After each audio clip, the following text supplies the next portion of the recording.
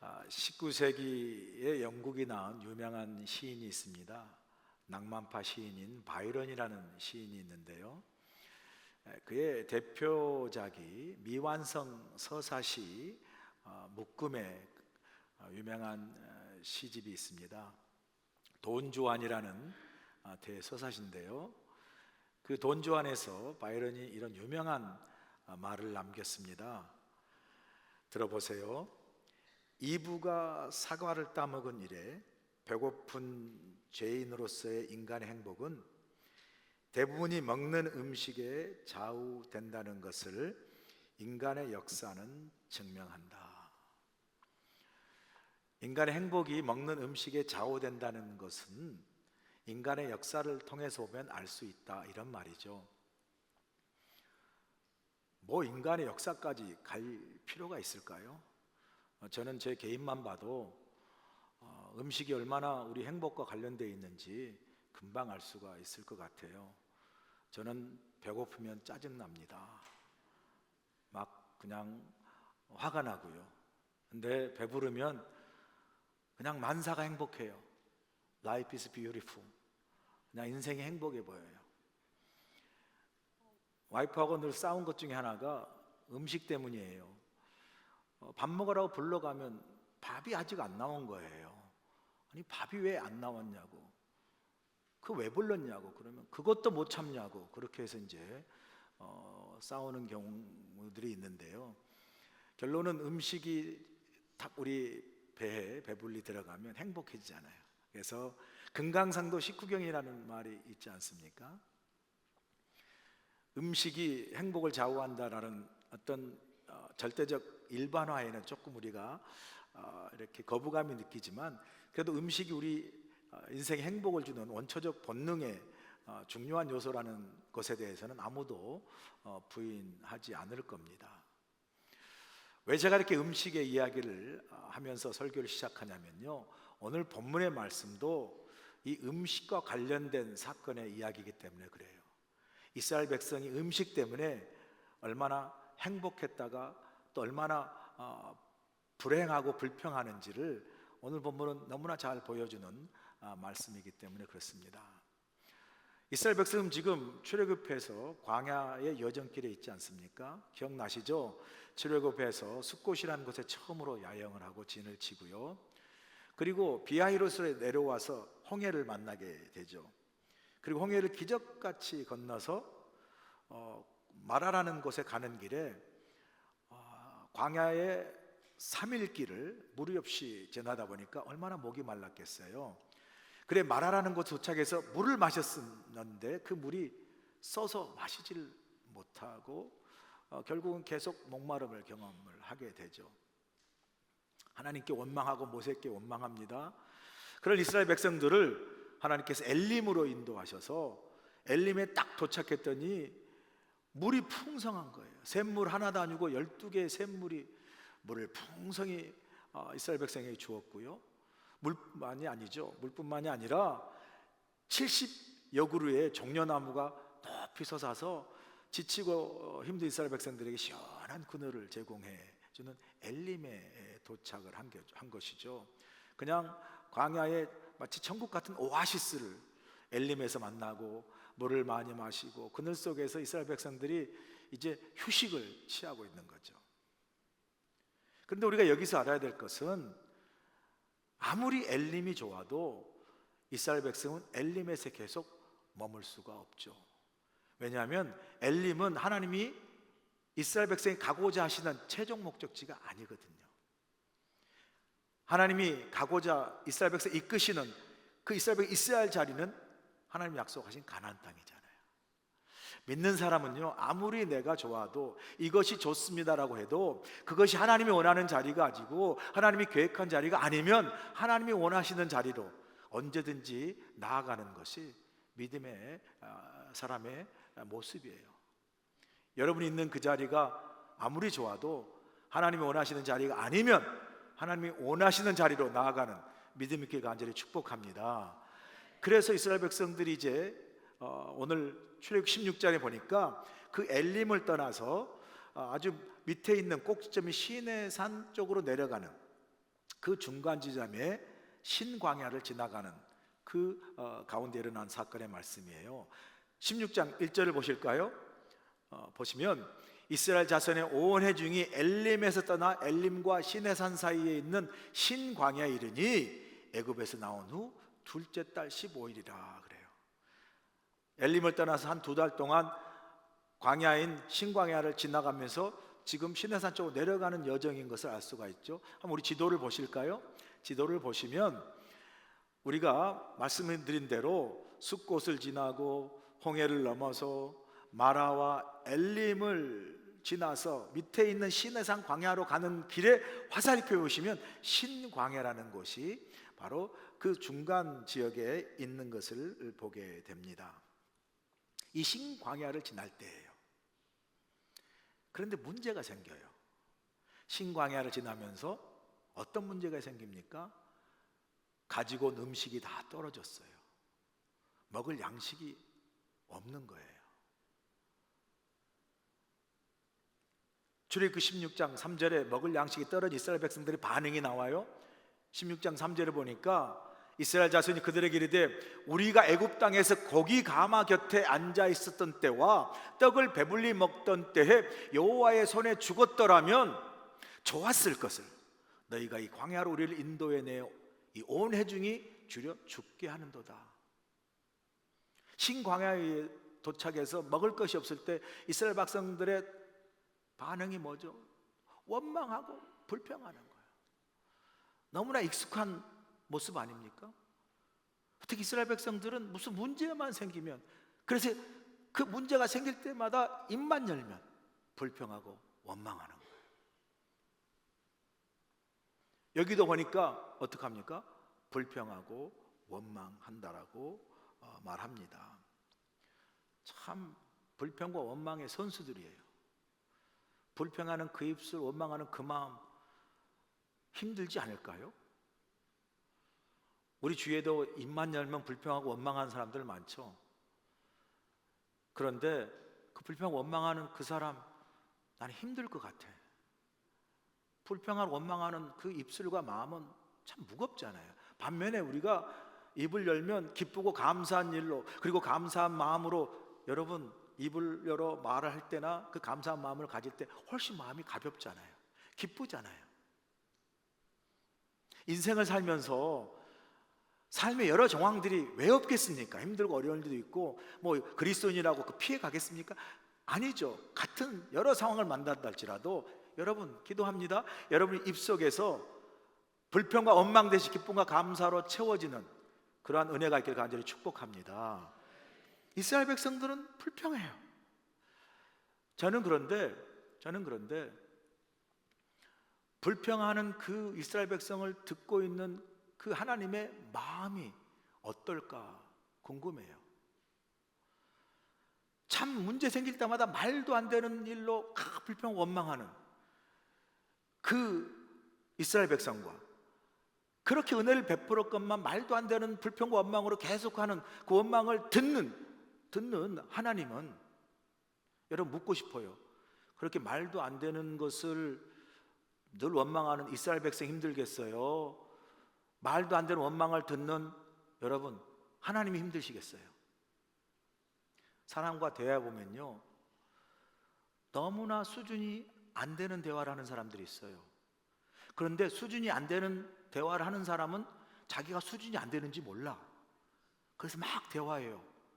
그런데 수준이 안 되는 말을 듣고 있는 그 수준 있는 사람은 너무 힘들어. 그래서 누가 힘들어요? 누가 힘들어요? 아니, 수준 있는 사람이 듣는 사람이 힘들다니까요.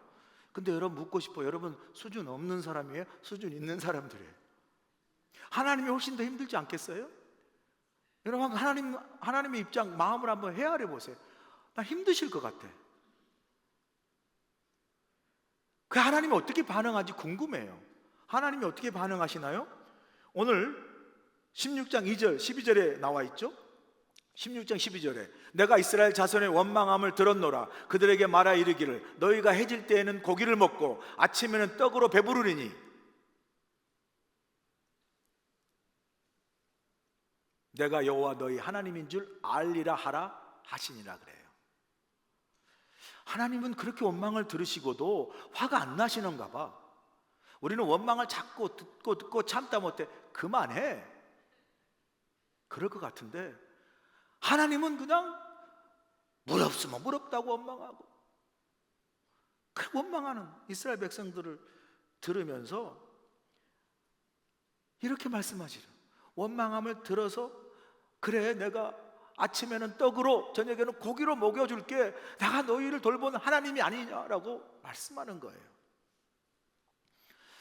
저는요 참 우리의 원망의 수준과 그 원망을 받고 끊임없이 우리를 사랑하신 하나님의 그 사랑의 수준 차이가 이렇게 커요. 여러분, 우리가 하나님을 안다고요? 우리가 하나님을 사랑한다고요?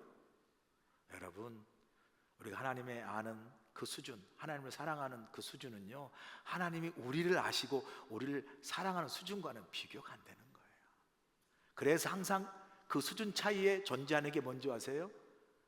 그런 우리를 받으시는 하나님의 은혜예요. 아멘. 하나님의 은혜예요. 은혜가 우리의 수준 차이를 극복하시는 거지, 내가 극복할 만한 그런 수준의 사람이 아니에요.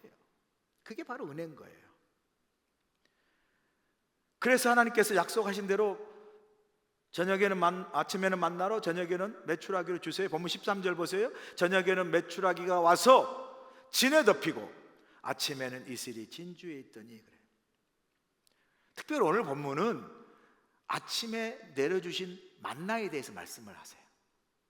아무래도 아침에 먹는 양식이 하루 종일 붙잡는 양식이기 때문에 오늘 전체 본문의 포인트는 이 아침에 주시는 만나에 포인트를 주시는데, 만나에 대해서 이렇게 오늘 본문에서 말씀하는데 14절 15절 출애굽기 16장에 보시면 그 이슬이 마른 위에 광야 지면에 작고 둥글며 서리같이 가는 것이 있는지라. 이스라엘 자손이 보고 그것이 무엇인지 알지 못하여 서로 이르되 이것이 무엇이냐 하니 모세가 그들에게 이르되 이는 여호와께 너희에게 주어 먹게 하신 양식이라. 하나님이 메추라기야 뭐 볼 수 있겠지만 아침에 이 떡으로 주신 이 둥글고 서리같이 가는 이러한 그 것들이 광야에 쫙 덮여 있습니다. 이스라엘 백성은 한 번도 본 적이 없어서 서로 얼굴을 보면 물어보는 거예요. 이게 무엇이냐? 이것이 무엇이냐? What is this? 라고 묻는 거예요. 여러분, 이것이 무엇이냐? What is this? 라는 히브리 말은 만후라는 말인데, 이걸 70인 헬란의 번역에서 만나로 변학한 거, 만나. 그래서 여러분, 이 만나는요 이스라엘 백성이 먹은 떡의 이름이 아니라 원래 뜻은 이게 뭐지? 라는 뜻이에요. 그게 만나라는 뜻이거든요. 근데 우리가 만나가 어떤 것인지 좀 궁금하지 않으세요? 만나가 도대체 어떤 맛일까? 31절에 만나가 어떤 모양과 맛인 것을 말씀해 주고 있어요. 보세요. 이스라엘 족속이 그 이름을 만나라 하였으며 어떤 모양 어떤 맛이 가시같이 희고 맛은 꿀 섞은 과자 같았더라. 그러니까 대충 우리가 먹어보지 못했어요. 여러분도 먹어보지 못하고 나도 먹어보지 못했지만 맛있는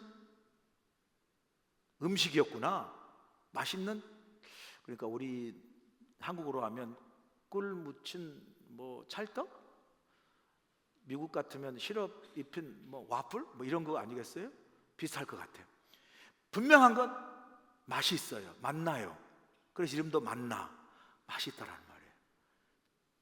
자, 하나님께서 그 만나를 주시는 이 오늘 본문의 말씀을 통해서 우리가 주신 믿음의 영적 교훈을 한번 여러분과 나누기 원하는데, 하나님이 이스라엘 백성에 만나를 주시는 그 오늘의 말씀을 통해서 우리에게 주시는 믿음의 교훈 첫 번째 교훈은 하나님을 전적으로 신뢰하라는 교훈이에요. 본문 16절 보세요. 여호와께서 이같이 명령하시기를 너희 각 사람은 먹을 만큼만 이것을 거둘지니 곧 너희 사람 수요대로 한 사람에 한 오멜씩 거두되 각 사람이 그의 장막에 있는 자들을 위하여 거둘지니라 하셨느니라 그래요. 자, 이스라엘 백성들에게 만나를 아침에 거두러 가시면서 하나님께서 이런 지침을 내리세요. 그 지침의 핵심이 뭐예요? 매일 광야에 나가서 만나를 거둘 때에 각 사람의 머릿수대로 하루 먹을 분량의 만나만 거두라는 거예요. 그리고 매일 그날 거둔 그 만나를 다음 날까지 남겨두지 말라라는 겁니다. 본문 19절을 보세요. 모세가 그들에게 이르기를 아무든지 아침까지 그것을 남겨두지 말라 하였으나 그래요. 그러니까 뭐예요? 하루 먹을 만큼만 거두라는 거예요. 똑같은 말이에요. 하루 먹을 만큼만 거두라. 필요 이상 많이 거두지 말라라는 거예요. 좀 더 쉽게 표현하면 일용할 양식만 거두라는 거죠. 그리고 매일 거둔 그것을 다음 날까지 두지 말라는 것은 불필요하게 다음 날까지 거두지 말고 그 하루 먹을 그 분량만 거두라는 의미의 같은 표현이에요. 이 말을 우리 소득의 오늘날의 우리 소득의 개념으로 표현한다면 그날 벌어서 그날 다 써버리라는 그런 개념이 아니죠. 이 말의 진짜 의미는요, 우리 삶에 꼭 필요한 일용한 양식을 그 양만큼이 아니라 그 양식을 필요한 만큼 채우시는 하나님을 믿으라는 거예요. 여기서 여러분 꼭 그 하루의 분량만의 양을 구하라는 양의 초점이라면 사실은 이렇게 구하는 건 별로 지혜롭지 않아요. 이왕 나가서 수고한 거 어차피 우리가 먹을 음식이잖아요. 그러면 그 양에 초점을 준다면 하나님이 꼭 그렇게 매일 번거롭게 나가서 오늘 가서 오늘만큼 오늘 가서 이게 아니라 차라리 그냥 나갈 때 1년치를 모아 1년치를 거둬버려. 아니 평생 아니 뭐 은퇴할 때까지 거둬. 그리고 평생 먹을 만큼 거둬. 그것도 풍성한 만큼 거두라고 하셨지 않겠어요? 그게 양이 초점이라면. 하나님은 하루 먹을 만큼 분량이 아니라 그 하루 먹을 만큼 필요한 양식을 채우시는 하나님께 집중하라는 거예요. 양식을 채우시는 하나님을 향한 믿음에 더 포커스가 있는 말씀이에요. 여러분, 하나님이 우리에게 내가 필요한 양을 채우시기도 하지만 그 양보다 우리의 필요를 아시고 하나님 언제든지 우리의 필요를 채우시는 하나님을 믿는 믿음이 더 중요한 줄로 믿습니다. 제가 유학생 시절에 어렵잖아요. 여러분 뭐 다 유학해 보셨으면 알겠지만, 그래서 뭐 와가지고 학비야 뭐 장학금을 받는다 그래도 이제 생활비 같은 건 제가 충당해서 일하면서 이렇게 유학생활을 해야 됐었거든요. 뭐 신학교 다니니까 유학생활의 생활을 할 수 있는 그 길은 이제 교회에서 전도사로 사역하는 거잖아요. 사역하면 사례비를 받고 이제 생활을 하게 되는데, 이민교회에서 당시 1990년대에 참 이민교회들이 약한 교회들이 많기 때문에 전도사 사역에도 뭐 1년 2년 하다가 그만두고 하는 그런 일들이 많았어요. 저도 이제 전도사 사역을 하게 됐는데, 사역하다가 교회 사정상 그 사역을 그만두게 된 거예요. 그러면 바로 연결해서 교회가 찾아지면 그 연결된 기간이 별로 짧기 때문에 생활하는데 조금 그래도 어려움이 없는데, 뭐 충분히 받는 건 아니지만 보통 뭐 600불도 받고 700불도 받고 그랬거든요.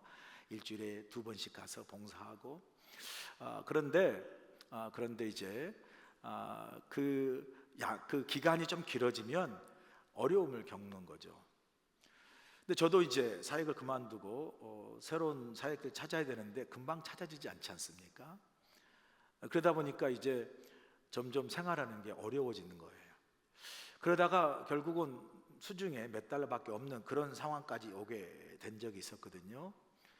그때 당시 이제 우리 큰딸이 4살이고 우리 아내가 둘째 아이를 임신했던 그런 상황인데, 참 이렇게 먹을 음식이 필요하잖아요. 일주일에 한두 번은 그래도 봐야 되잖아요. 못해도 한 번은 봐야 되는데 그 볼 돈이 없는 거예요. 참 힘든 그런 상황에서 어떻게 해야 되나 참 어려운 고민 가운데 있었던 때가 있었는데, 어느 날 그 우리 같은 기숙사 하는 박 전도사님, 여자 전사님이 저에게 전화 와가지고 이 차가 없어서 라이드를 좀 부탁한다고 그래요. 자기가 그로서리 쇼핑을 좀 해야 된다고 그래서 알겠다 그러고 이제 세이프웨이 반스라는 그 마켓 가서 이제 쇼핑하도록 라이드를 주고 도와주었죠. 아무래도 이제 제가 옆에서 도와주는데 가서 우유도 사고 달걀도 사고 두부도 사고 김치도 사니까 옆에서 오면서 나도 저게 꼭 필요한데 이런 생각으로 이제 쇼핑을 도왔거든요. 그리고 마치고 집으로 이제 와서 방으로 들어가는데 그 전도사님이 저를 부르면서 전사님, 이 쇼핑한 이 그로서리 다 전사님 가지고 가세요 그래요. 그래서 아니 왜 나를 주냐고, 왜 나를 주냐고. 아니 전사님 꼭 드리려고 간 거예요 그러더라고요. 그러면서 하시는 말씀이 자기가 아침에 큐티하면서 기도하는데 기도하는 중에 마음에 전도사님을 도우라는 마음을 하나님 주셨대요. 그런데 어떻게 도울까 뭐 막연한데 애는 4살이고 임신한 거 보니까 그로서를 좀 도와야 되겠다는 생각을 갖게 돼서 일부러 같이 간 거래요.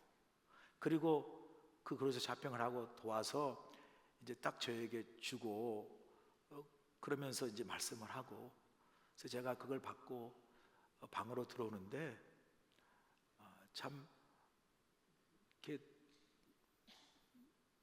마음에 참 너무 감동이 되더라고요. 그리고 눈물이 나더라고요. 눈물이. 설교 준비하면서 제가 눈물이 났고 1부 설교하면서 눈물이 나서 3부 때는 제가 그러지 말아야지라고 올라왔거든요. 근데 지금도 생각하면 눈물이 나요. 그 전도사님이 제 어려운 상황을 살펴서 그렇게 따뜻한 마음으로 도와주는 것도 참 눈물이 났지만, 제가 유학 시절이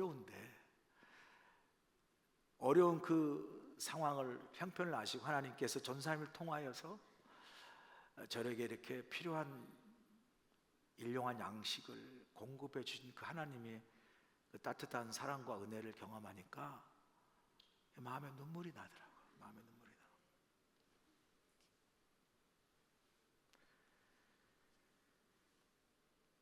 하나님은 우리의 원하는 건 다 들어주시지 않을 때가 있잖아요. 우리가 원하는 것이 꼭 하나님이 원하시는 것이 아닐 때가 있어서 때로 하나님이 들어주시지 않지만, 우리가 꼭 필요한 것은 우리 모든 형편과 사정을 아신 하나님께서 반드시 그 필요를 채우시고 공급하신 하나님이신 줄로 믿습니다. 두 번째 우리에게 주시는 교훈은 하나님은 공평하신 하나님이라는 말씀이에요.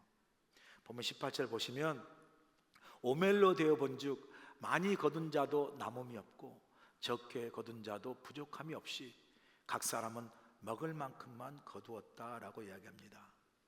하나님은 지침을 주시길 한 사람이 한 오멜씩 만나를 거두더라고 그 양을 정해 주시죠.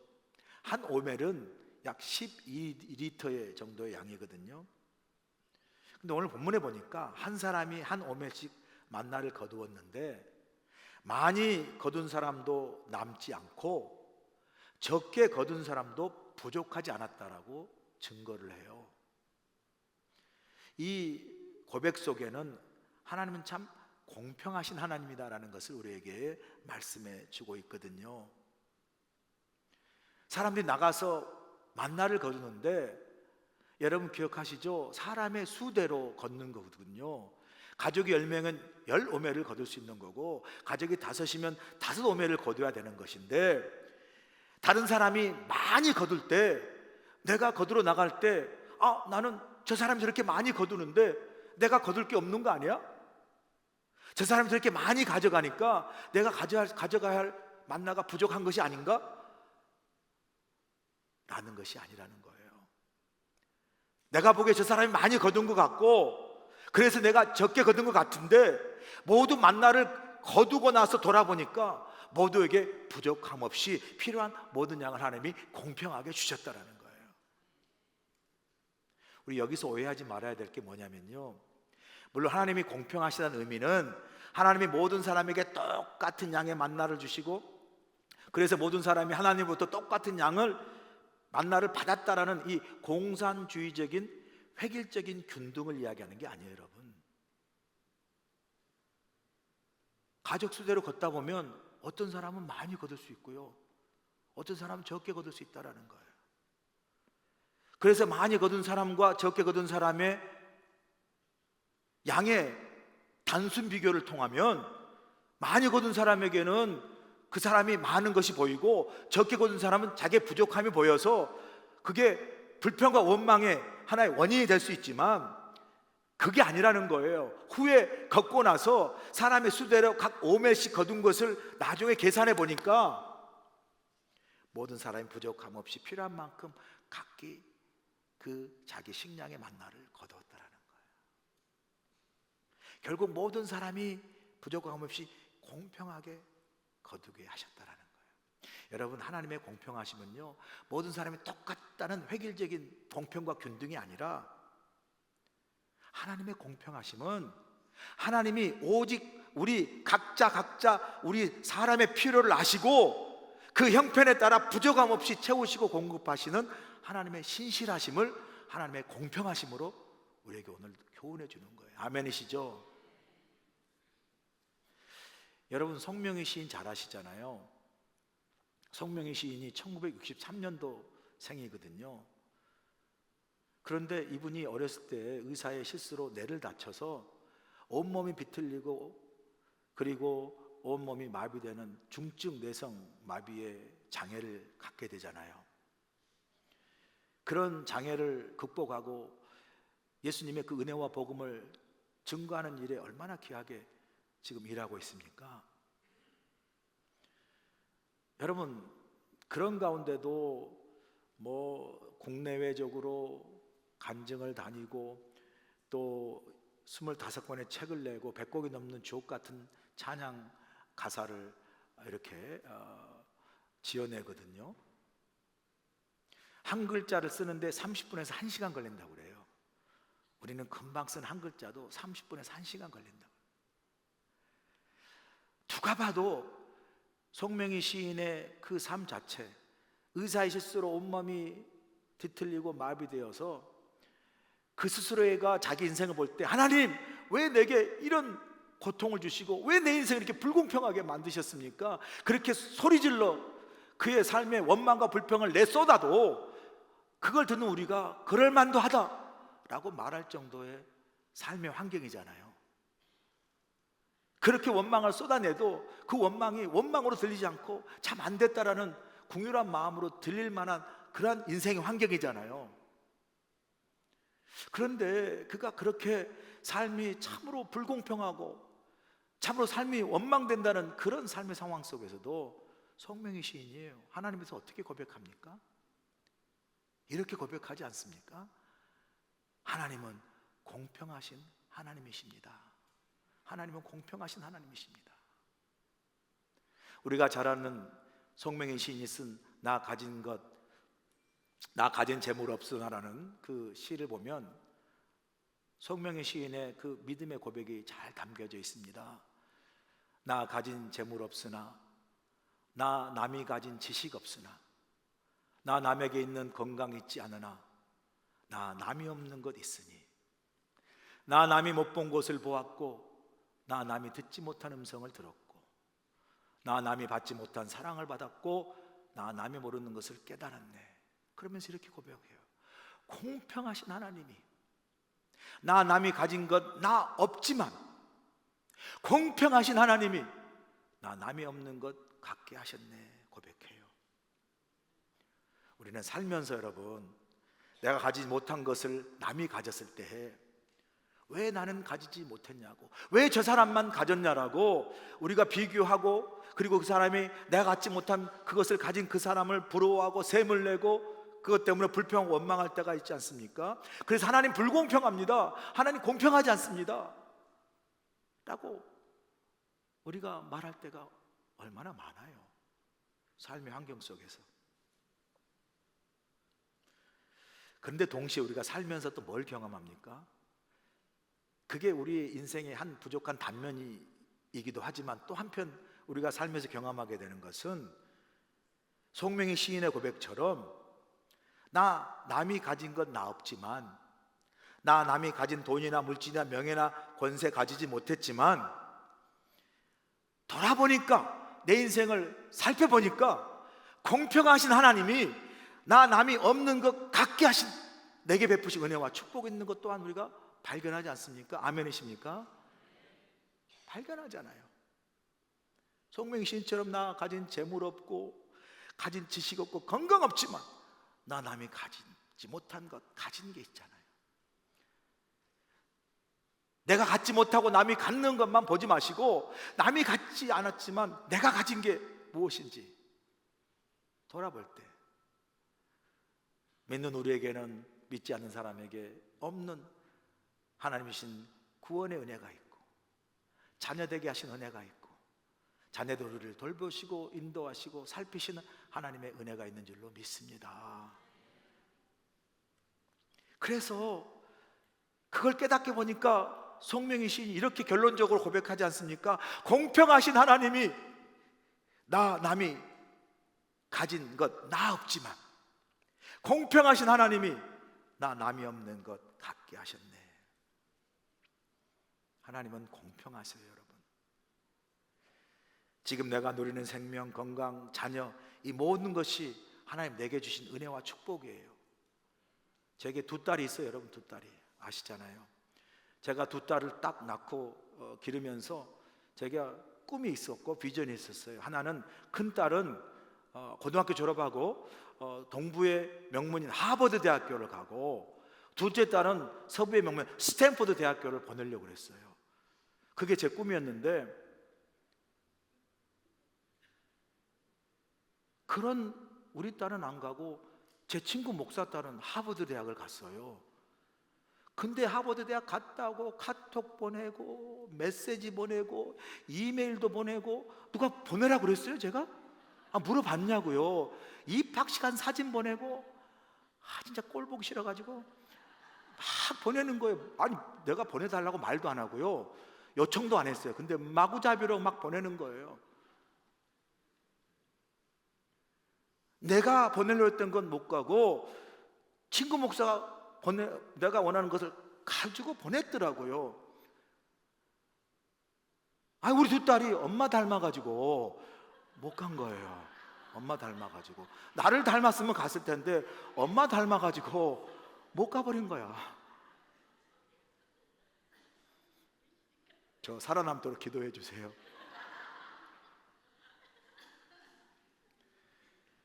여러분, 그런데요, 내가 갖기 원하는 걸 남이 가져서 뭐 부러울 수 있지만 돌아보니까 남이 갖지 못한 건 내가 가졌더라고요.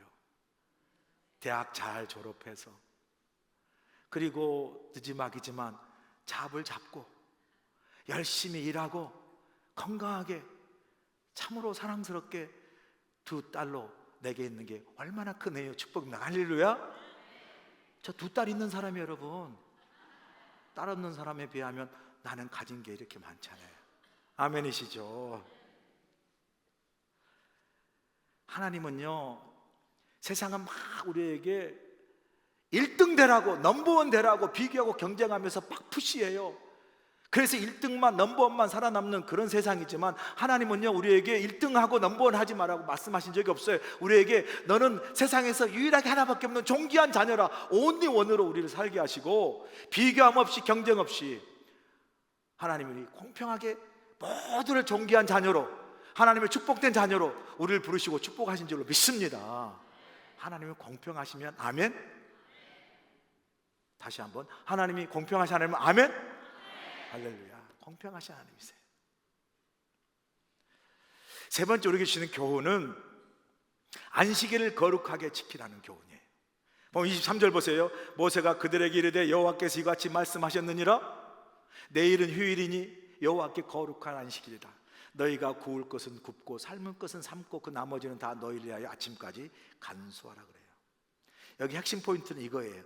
내일은 휴일이니 여호와께 거룩한 안식일이라.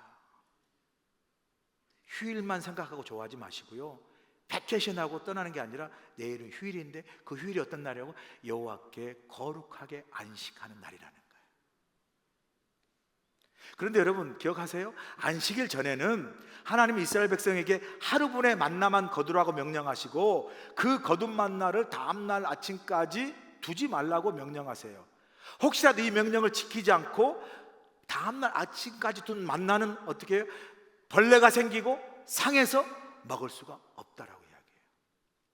그런데 오늘 본문에 보니까 또 동시에 하나님은 이스라엘 백성들에게 안식일을 준비하는 6일째에는 뭐라고 말씀합니까? 이틀분의 만나를 거두라고 말씀하세요. 그러니까 하루를 걷고 또 다른 이틀분을 아침까지 둘 수 있는 만나를 거두라고 하셨는데, 그 이틀 동안 아침까지도 만나는 어떻게 됐습니까? 24절 보세요. 그들이 모세의 명령대로 아침까지 간수하였으나 냄새도 나지 아니하고 벌레도 생기지 아니한지라 그래요.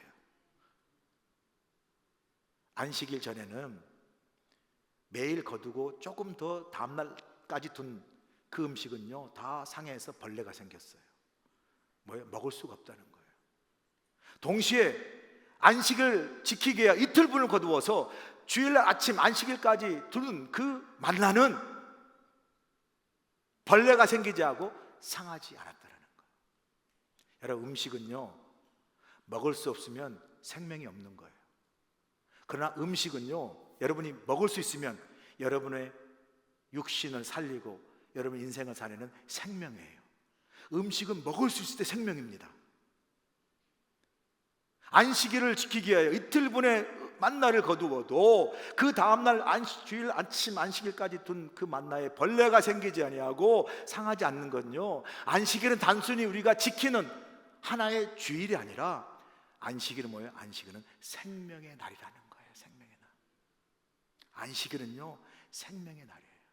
이 안식일을 지킬 때 우리 삶에 진짜 하나님으로 주신 생명력을 충전받고 공급받는 날이 안식일인 줄로 믿습니다.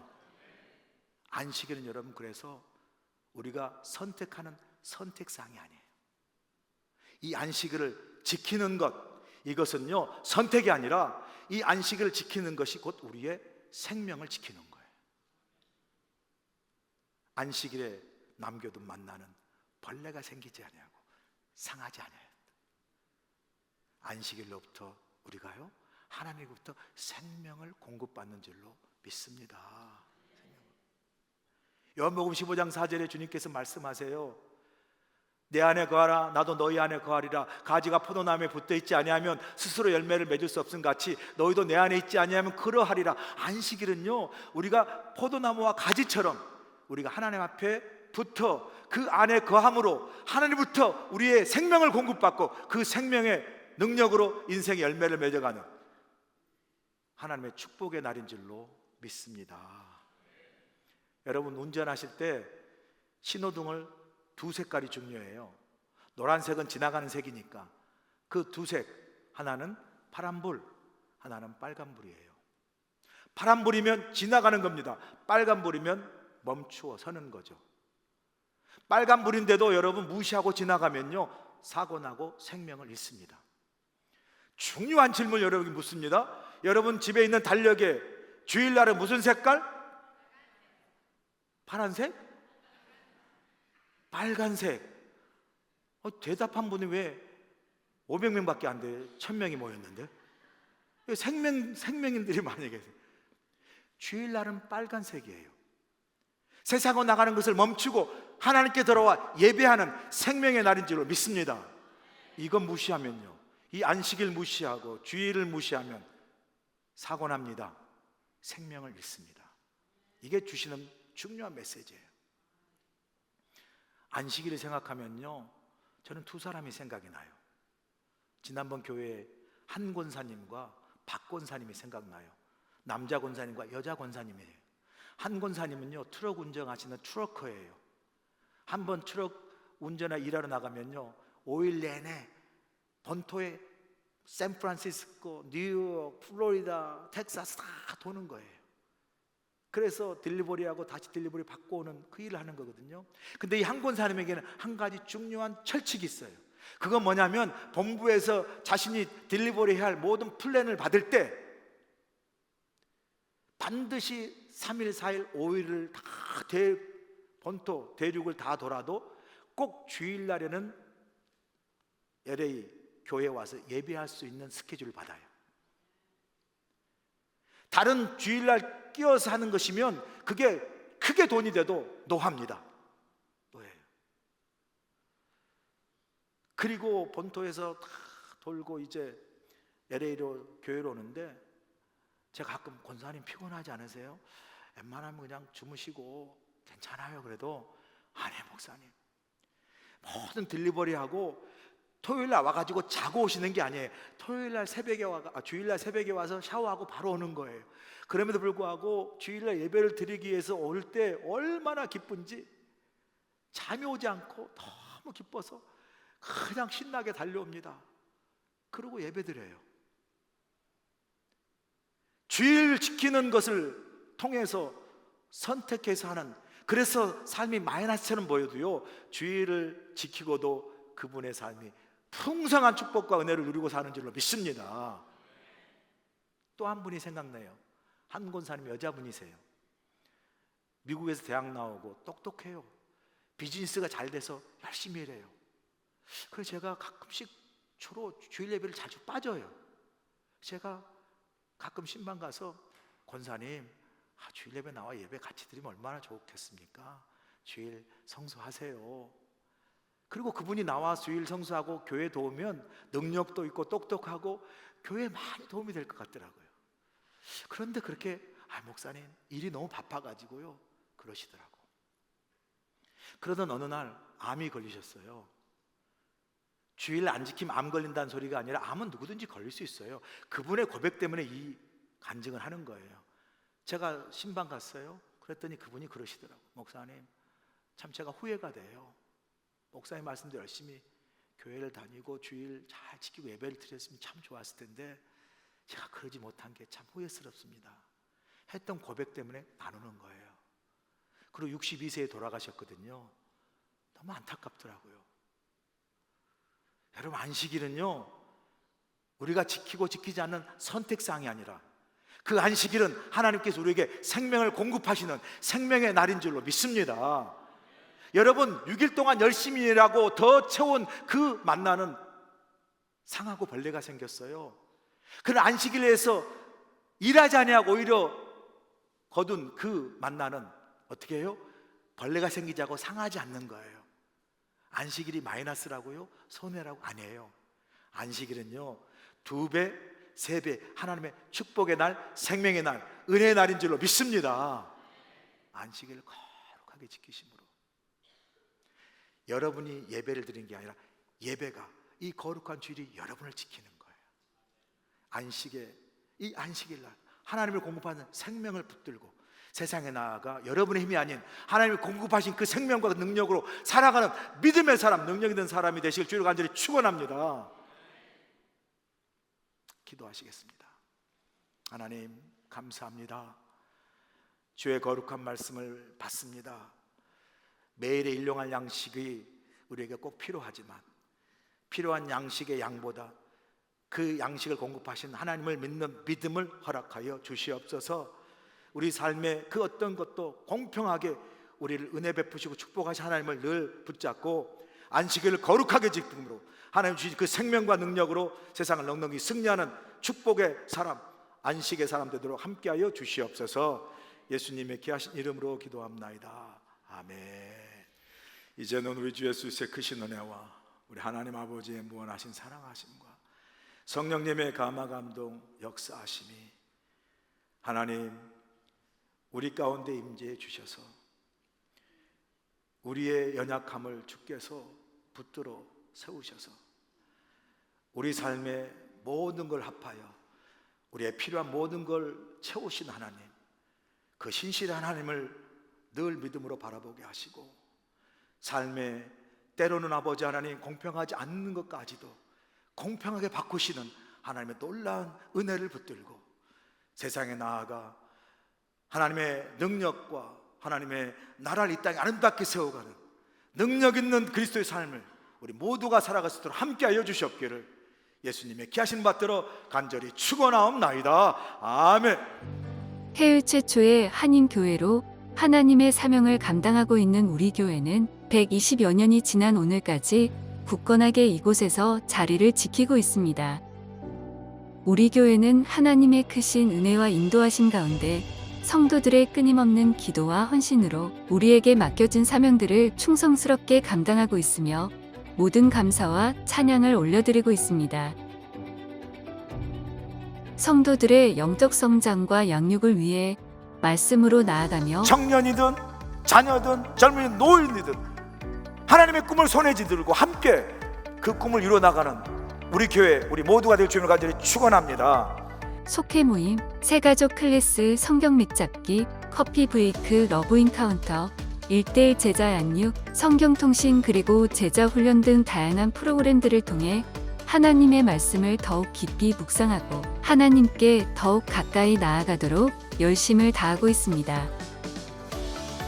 특별히 120주년을 맞은 지난해에는 기념원회 및 바자회, 한미연합성회, 독립운동 사적지 현판 제막식 그리고 교회 다큐멘터리 제작 등 다양한 사역을 통해 하나님의 크신 은혜와 인도하심에 감사하며 모든 영광을 하나님께 올려드리는 복된 한 해였습니다. 경제는 어렵고 힘들지만 온 땅에 복음을 전하기 위한 해외 선교의 열정은 세계 선교대회 이후 더욱 활성화되어서 브라질과 베트남, 필리핀으로 단기 선교를 다녀왔습니다. 단기 선교를 통해 복음을 전하고 하나님의 사랑을 나누는 복된 시간이 되었습니다.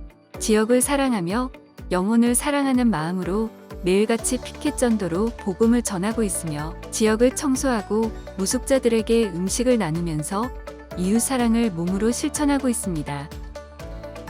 믿지 않는 어린아이와 부모들을 위한 페페아이나와 어하나 그리고 주일학교와 중고등부 한어대학 청년부가 함께 예배하는 차세대 프로그램이 활발하게 운영되고 있으며 대학생 신입생과 재학생들을 위해 풍성한 장학금이 많은 학생들에게 전달됨으로써 지역사회의 나눔의 삶을 계속해서 실천하고 있습니다. 은혜로운 예배를 위해 온 성도들이 한마음 한뜻으로 예배를 드리고 있으며 특별히 1부, 2부, 3부 찬양대와 3부 열린 예배를 위해 찬양팀이 온 마음과 정성을 다해 하나님을 찬양하고 있습니다. 다가올 10년으로 미래의 100년을 준비한다는 캐치프레이즈로 부흥 2030 비전을 선포하고 미래를 준비하는 마음으로 온 성도가 복음으로 변화되어 하와이와 열방에 복음을 전하기 위해 선교적 교회로서의 사명을 다할 것입니다.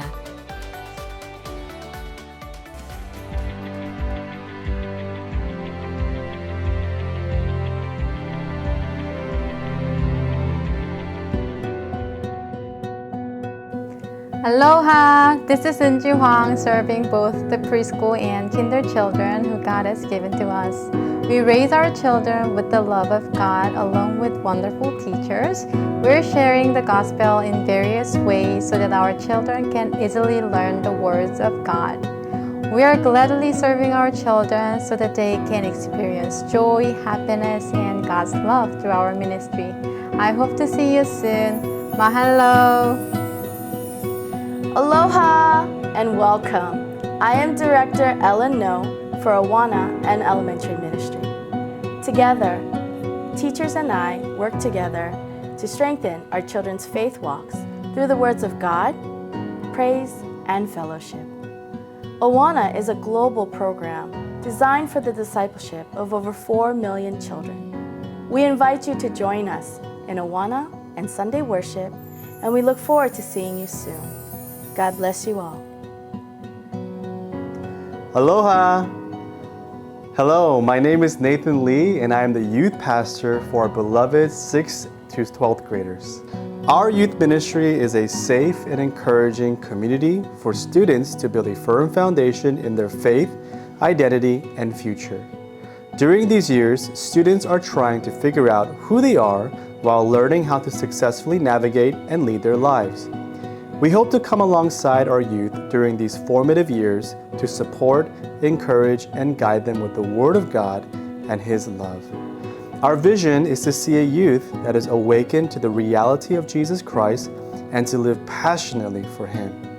Our aim is to see our students powerfully encounter God's love, to empower them to go all in for Jesus, and to prepare them to live out their faith with courage and boldness.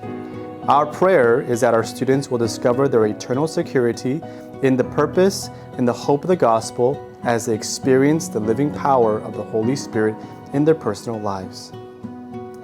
Our weekly gatherings are Fridays at 6:30 p.m. and Sunday mornings at 9 a.m. and 11:15 a.m. We look forward to getting to know our next generation youth and serving them.